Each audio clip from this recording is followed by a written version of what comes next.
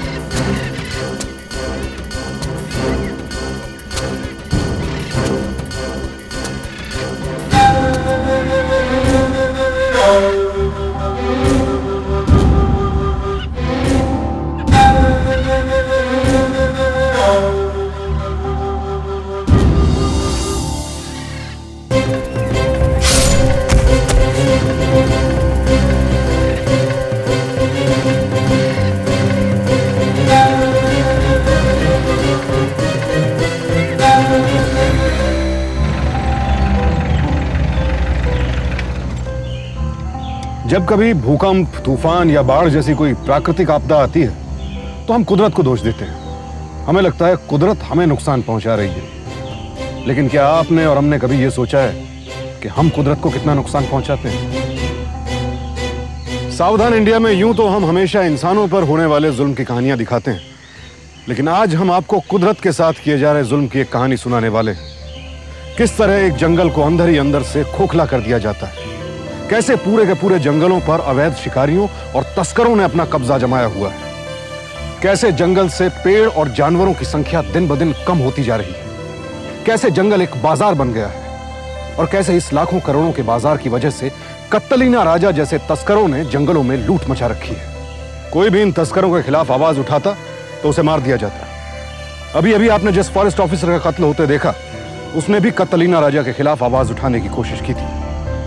उस शहीद ऑफिसर के बदले कुछ समय बाद रविशंकर करियप्पा की नियुक्ति की गई। करियप्पा, जिन्हें जंगलों से एक खास लगाव था। तुम भी ना अपने आप में एक केस स्टडी हो करियप्पा। ड्यूटी ज्वाइन नहीं की और तुम्हें फॉरेस्ट देखना है। तुम्हारी जगह कोई और होता ना तो फॉरेस्ट चेकपोस्ट का पोस्ट पकड़ता और मजे करता। लेकिन पता नहीं तुम्हें जंगल से क्यों इतना प्यार है। सालों से यही करते आए हो और अब नगर होल के जंगलों की खाक छानोगे। क्या पूरी लाइफ तुम्हें यही करना है? सोचा तो कुछ ऐसा ही है सर। आओ यहाँ। अच्छा एक बात तो बताओ करियप्पा, क्या मजा आता है तुमको यहाँ? मजा नहीं आता है सर, लेकिन इस जंगल को हम लोगों का बहुत जरूरत है।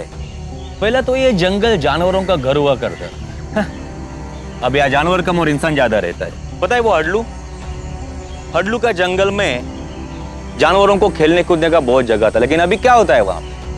बाम्बू, चंदन, गांजा, कौन सा पेड़ बोया जाता है सर। जानवरों को मारा जाता है, उनकी खाल खींची जाती है और न जाने क्या क्या चीजों को बेचा जाता है। सर ये जंगल है ना, ये एक बाजार बन गया है और ये पेड़ और ये जानवर इनका प्रोडक्ट बन गया है। सब इलीगल है, एवरीथिंग इज इलीगल सर। लेकिन हम लोग कुछ करते नहीं और इन लोगों को बढ़ावा मिलते जाता है। तुम्हें लगता है तुम ये सब रोक सकोगे? सर कोशिश तो कर सकते हैं ना। हा? एक अकेला आदमी ये पूरे जंगल की गणित को रोक नहीं सकता। सर कुछ बदलना होगा तो किसी ना किसी को तो स्टेप उठानी पड़ेगी ना। तुम तो पूरे क्रांति के मूड में आए हो करियप्पा। आओ चलो। वेलू, क्रांतिकारी साहब है, खास ख्याल रखना। करियप्पा बस एक बात का ध्यान रखना, यहाँ के शिकारी बहुत ही खतरनाक है, दुनिया भर के हथियारों से लेस। तुम अपनी गन हमेशा अपने पास रखना। तुमसे पहले जो ऑफिसर था वो यहीं मारा गया, on duty. Sir don't worry, मैं अपना और इस जंगल का पूरा ख्याल रखेगा। All the best. Thank you sir.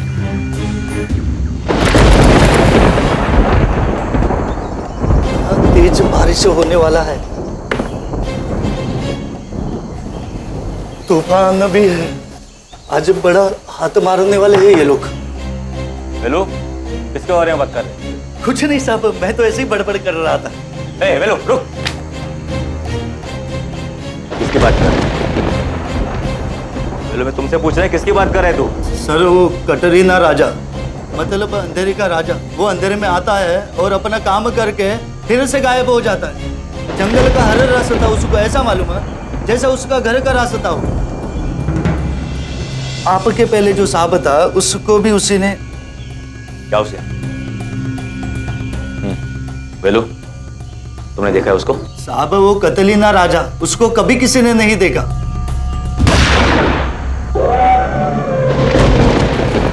Velu, torch ले। साहब कोई फायदा नहीं। वेलू, टॉर्च ले।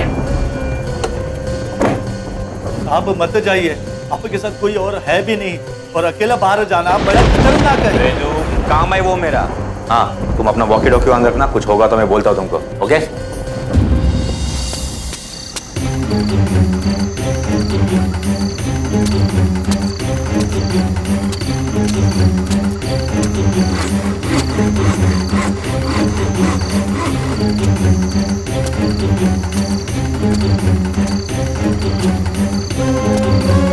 ए, तुम इधर किसी का आवाज सुना क्या? किसका आवाज? फालतू आवाज सुनना बंद कर और काम में ध्यान दे। जल्दी काट।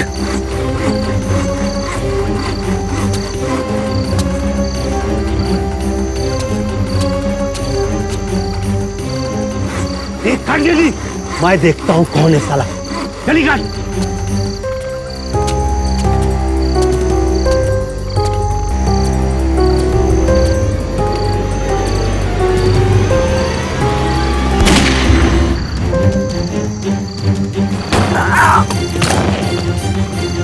उठा उसको, उठा जल्दी, उठा जल्दी कर, भाग जल्दी कर, जल्दी भाग।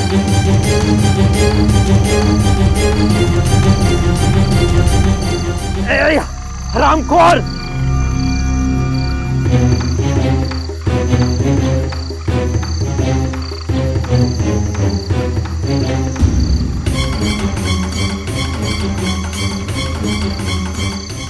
मार दिया। वेलू, बोलो हाथी को गोली मारकर तालाब की तरफ भाग गए। जल्दी से चेक पोस्ट पर खबर कर दो, सब जगह से नाकाबंदी कर दो। वेलू, बस। पूजा करते समय सबसे पहले भगवान गणेश की पूजा की जाती है। एक तरफ तो हम अपने इस प्रिय भगवान को इतना सम्मान देते हैं और दूसरी तरफ उनके प्रतीक हाथियों की निर्ममता से हत्या करते रहते हैं। आखिर क्यों इस तरह मारा जा रहा है जंगली जानवरों को? क्यों सरकार इसे रोक नहीं पा रही है? 2006 के वाइल्ड लाइफ प्रोटेक्शन एक्ट के तहत बाघ या अन्य किसी संरक्षित जानवर को मारना या नुकसान पहुंचाना एक दंडनीय अपराध है। लेकिन रवि करियप्पा सिर्फ कानून के सहारे बैठने वालों में से नहीं थे। वो अपनी जान पर खेलकर भी इन बेजुबान और बेसहारा जानवरों को बचाना चाहते थे।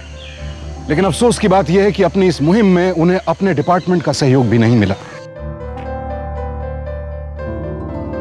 सर, मैं आज सुबह होते ही उस जगह गया था जहां पर उस हाथी को मारा गया। वहां पे कुछ शिकारियों के पैरों के निशान मुझे मिले।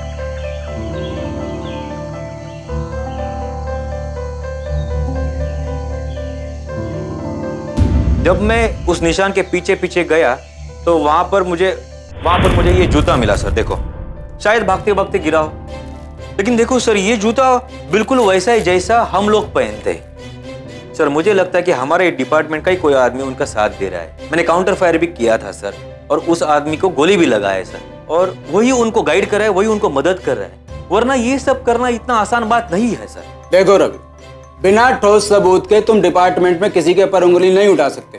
सर, ये तो सबूत है ना सर। ये सब बकवास सबूत है। क्या है ये जूता, ये दांत, ये आरी? देखो रवि, कितना फॉरेस्ट ऑफिसर पूरा दिन जंगल में पेट्रोलिंग करता रहता है। अरे सामने से अचानक कोई जानवर आ गया होगा और हड़बड़ी में किसी का जूता छूट गया होगा। सर, ये जूता उन्हीं तीन में से किसी एक का जूता है सर। ये कैसा कह सकते हो तुम? सर, जमीन पर भी इसी जूते का निशान है सर। सर, ये निशान पुराने नहीं है सर। 10 सालों से मैं जंगल में घूम रहा है सर। पुराने और नए निशान के बीच का डिफरेंस मुझे पता चलता है। रवि, तुम इस बात को कैसे साबित करोगे कि ये उसी इंसान का जूता है जिसको तुमने गोली मारी? सर, उसके ऊपर खून लगा है सर। आप चाहिए तो चेक कर सकते हैं। हो सकता है ये सब तुमने खुद नहीं प्लांट किया हो। ये सारा सबूत, ये जूता, ये दांत, ये आरी। सर, आप मुझ पर इल्जाम लगा रहे हैं कि ये सब सबूत मैंने इकट्ठा किया है और उस हाथी को मैंने मारा है, ऐसा बोलना है आपका सर? नहीं रवि, मैंने ऐसा कब कहा कि तुमने उस हाथी को मारा? हो सकता है वो हाथी बीमारी से मरा होगा, उसे कोई चोट लगा होगा, सर मुझे पूरा भरोसा है कि ये काम अपने ही डिपार्टमेंट के किसी आदमी का है।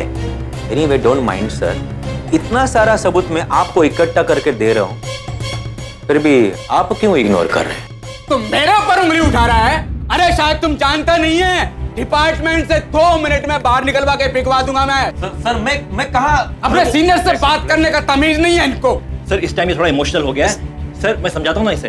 Sir please sorry sir. चल सर सॉरी। मैं इस बात को डिनाई नहीं कर रहा।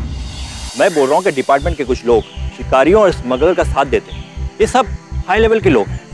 इनको टच करना अपने लिए पॉसिबल नहीं है। इनसे फाइट करोगे ना तो खुद अपने लिए प्रॉब्लम खड़ा करोगे। देखिए सर, पूरा जंगल जानता है कि इस सब के पीछे कतलीना राजा का हाथ है, फिर भी हमारा डिपार्टमेंट तो चुपचाप बैठा है। सर मैं आपको एक बात बोलना चाहूंगा, पूरा जंगल खत्म हो जाएगा, एक भी पेड़ नहीं बचेगा, ना तो एक जानवर बचेगा। मेरा नौकरी गया ना तो सर फिर भी चलेगा, मेरा जान भी गया तो भी चलेगा। डैम इट, लेकिन मैं नागरहोल के जंगल को बर्बाद नहीं होने देगा सर, नहीं बर्बाद होने देगा इसको। करियप्पा चुप बैठने वालों में से नहीं थे। उन्होंने चंदन की तस्करी करने वालों और अवैध शिकारियों पर धावा बोल दिया। उन्होंने कुर्ग के उन संपन्न परिवारों को भी नहीं बख्शा जो जंगल में महज शौक के लिए शिकार करने आया करते थे। बहुत जल्द करियप्पा ने जंगल में होने वाली तमाम गैर कानूनी गतिविधियों पर अपना शिकंजा कस लिया। डिपार्टमेंट की तरफ से उन्हें शाबाशी दी गई और सारे अवैध शिकारी उनसे डरने लगे, इस कदर कि उन्होंने उन्हें मगभूता का नाम दे दिया। मगभूता यानी शैतान। उनकी इस तरक्की से सबसे ज्यादा परेशानी कतलीना राजा को हुई। वो तो अंधेरे का राजा था और करियप्पा के आने से पहले पूरे जंगल पर सिर्फ उसी का राज चला करता था। सर आपने तो कमाल कर दिया। इस इलाके पर शिकारियों का राज हुआ करता था। कतलीना राजा तो जैसे किसी गुफा में जाकर छुप गया है।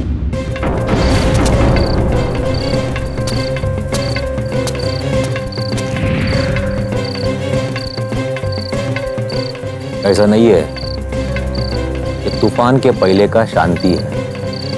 वो अपने आप को पहले से ही जंगल का राजा मानता है। वो इतना जल्दी हार नहीं मानने वाला। वो सही मौके का तलाश कर रहा है। उस साले करियप्पा की वजह से हमारा राज सब कुछ बर्बाद हो गया। समझता क्या है अपने आप? ये जो जंगल है उसके अप्पा का घर है। इद्दू काड़ू न बंधो, हम इस जंगल का राजा है। तुम लोगों से कुछ नहीं होगा। अब हम देखेगा, काट के फेंक देगा साले। देख बेटा, हर जानवर जंगल में अपना एक जगह तय कर लेता है।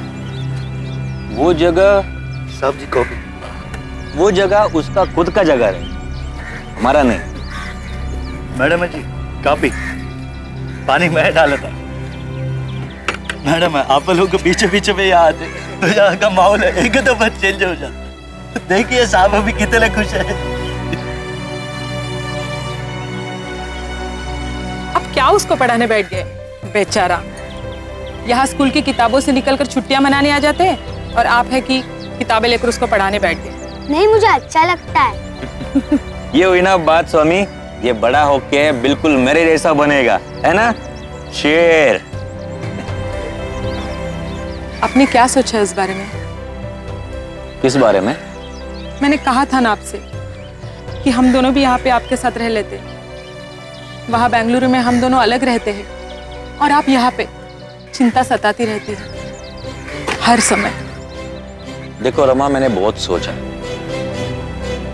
जब तक स्वामी अपना पढ़ाई पूरा नहीं कर लेता तब तक तुम दोनों का यहाँ पे मेरे साथ आके रुकना कुछ मतलब नहीं बनता।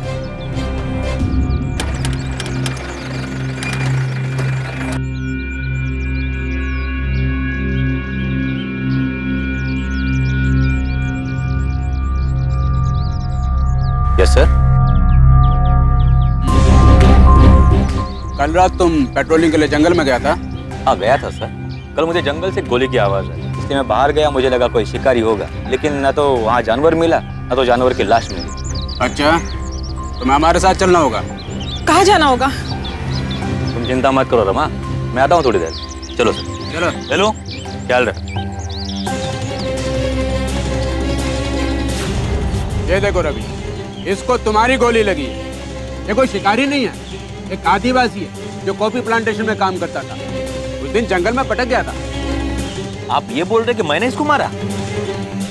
सर आप ये इल्जाम मेरे पे कैसे लगा सकते? मैंने नहीं मारा सर इसको। देखो रवि, मैं कुछ नहीं कर सकता।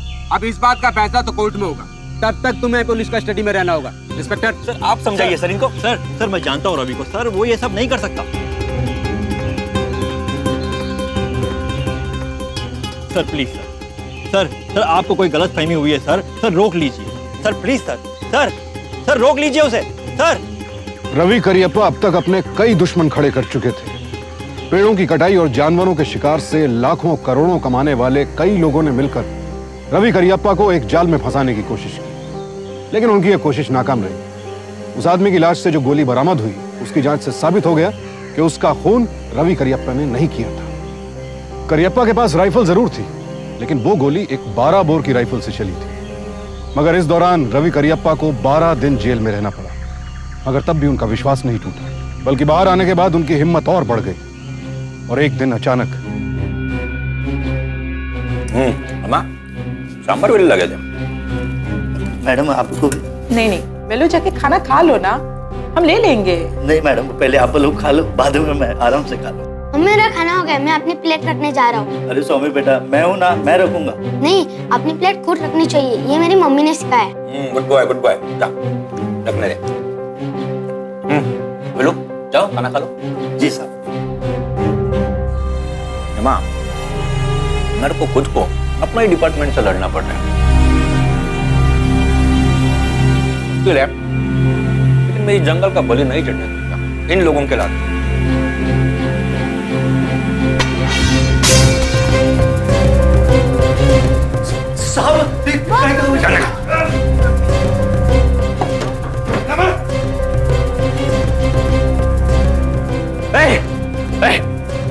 स्वामी बंदूक नीचे डाल, वरना बच्चे की गर्दन काट डालूंगा।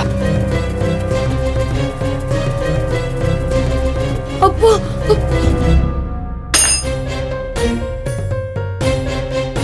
अपने ट्रांसफर का डिमांड कर, वरना पछताएगा। और हमारे पीछे मत आना, नहीं तो तुम्हारे पूरे परिवार को काट डालेगा। इन्हें चाहे बैंगलोर भेजो या Mumbai. Swami Swami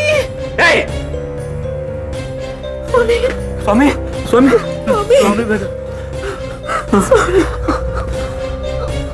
Swami Rama, I am really very sorry. Actually मैंने ही तुमको यहाँ पर बुलाया और अब मुझे ही तुम्हें वापस भेजना पड़ रहा है। बट यू अंडरस्टैंड रमा, ये जगह तुम लोगों के लिए सेफ नहीं है। मैंने बेंगलोर में बात किया है सीनियर अथॉरिटी से, वो जगह तुम्हारे लिए एकदम सेफ है, वहां तुमको कुछ भी नहीं होगा। Don't have to feel sorry. पता है, ये बहादुरी का काम हर कोई आप जैसा नहीं कर सकता।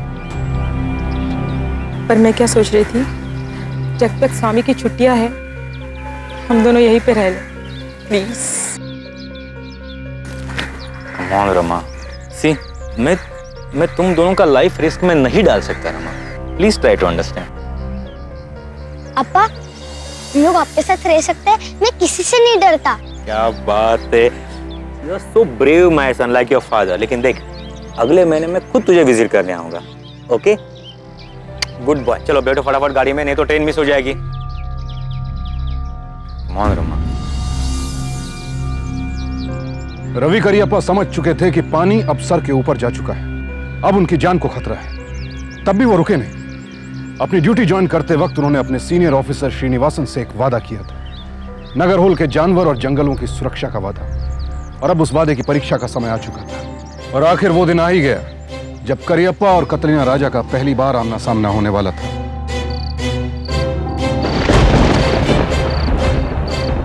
सर क्या हुआ? सर, वो कतरीना राजा और उसका आदमी लोग मुरकल का तालाब के पास घूम रहा है। ऐसा लग रहा है वो लोग हाथियों का आने का इंतजार कर रहा है। हाथियों का झुंड वहाँ अक्सर रात को पानी पीने के लिए आता है। वेलू, मेरा टॉर्च और पकड़ के लेके आ, जा फटाफट। जी साहब। फटाफट से। सुनो वेलू, टॉवर में मेरा दूरबीन है, वो भी लेके आ। तुम लोग मेरे साथ चलो, जल्दी वेलू। ये लो साहब। चलो तुम लोग मेरे साथ गाड़ी में चलो।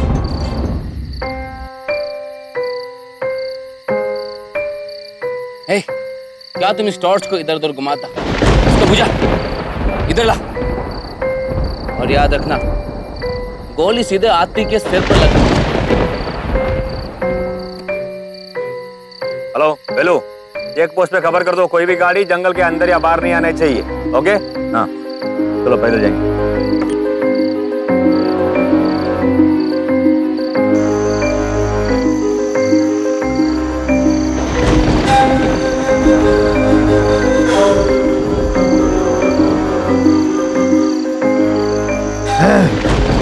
अगर आज हाथी नहीं मरा तो मैं तुमको मारेगा।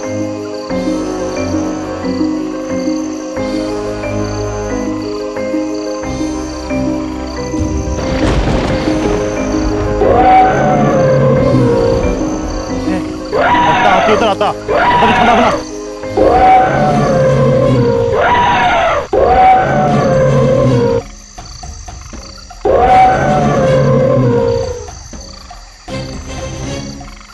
हाथी पानी के पास ही है, तभी वो ऐसा चिल्लाते। हमें जल्दी पहुंचना पड़ेगा। वो लोग यहाँ पर ही है। Take positions.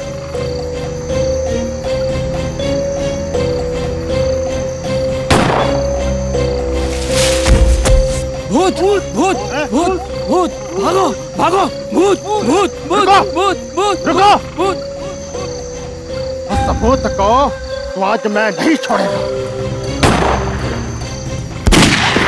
रिंडी, रिंडी। लेडी को उसको लेके जाओ और जल्दी से जंगल में बैकअप भेज दे। फटाफट घूमो। सर लेकिन आपको अकेले छोड़। कमांड यार, टाइम नहीं, फास्ट।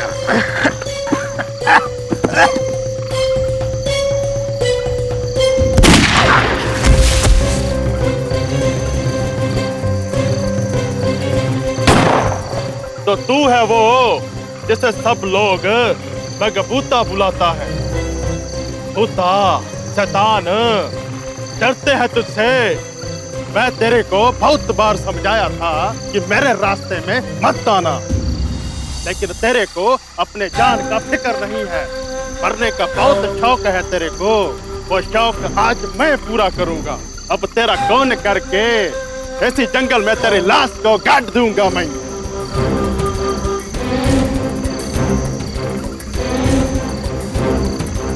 कतरीना राजा, अंधेरे का राजा। कब कैसे तुम अंधेरे में गुम हो जाता है और कोई तुझे पहचान नहीं पाता है।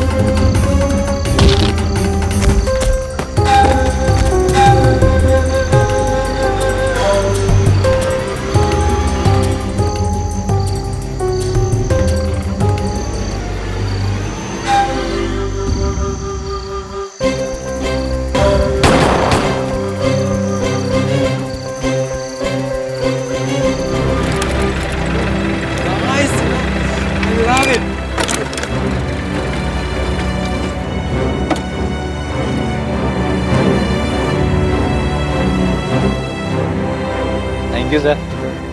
हमें तो लगा कि हम इस जंगल में करेंगे क्या, लेकिन आपने हमें इतने अच्छे से घुमाया और इस जंगल के बारे में हमें कितना कुछ बताया। मैं तो इस पे घर जाके बहुत बड़ा ऐसे लिखने वाली हूँ और उसमें आपका भी नाम लिखूंगी।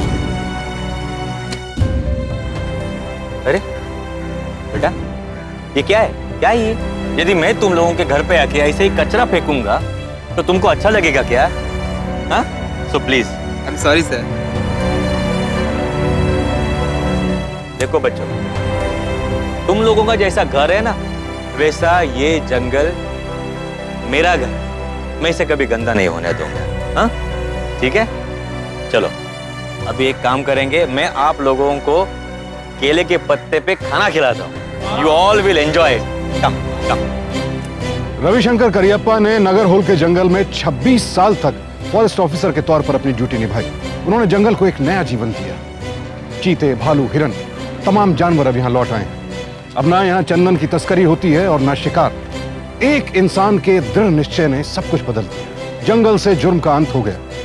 रविशंकर करियप्पा ने हमारे लिए एक मिसाल कायम की है। उन्होंने साबित किया है कि बदलाव के लिए बस एक चिंगारी की जरूरत होती है, किसी न किसी को शुरुआत करने की जरूरत है बस। श्री रविशंकर करियप्पा 1994 में रिटायर हुए और आज वो नई पीढ़ी को जंगल के संरक्षण और वन्य जीवन के संरक्षण की शिक्षा देते हैं। हम रविशंकर करियप्पा जी की बहादुरी को सलाम करते हैं और आप सबसे आग्रह करते हैं कि आप हाथी दांत से बनी वस्तुएं, जानवरों की खाल या ऐसा कोई भी सामान ना खरीदें जिससे वन्य जीवन को नुकसान पहुंचता हो। और अगर आप ऐसे किसी व्यक्ति को जानते हैं जो ऐसी वस्तुओं का व्यापार करता हो या अवैध शिकार करता हो तो तुरंत पुलिस को सूचित करें। कल आपसे फिर मुलाकात होगी एक और कहानी के साथ, एक और ऐसी सत्य घटना के साथ जब एक इंसान की बहादुरी ने जुर्म को मुंहतोड़ जवाब दिया। सावधान इंडिया, इंडिया फाइट्स बैक।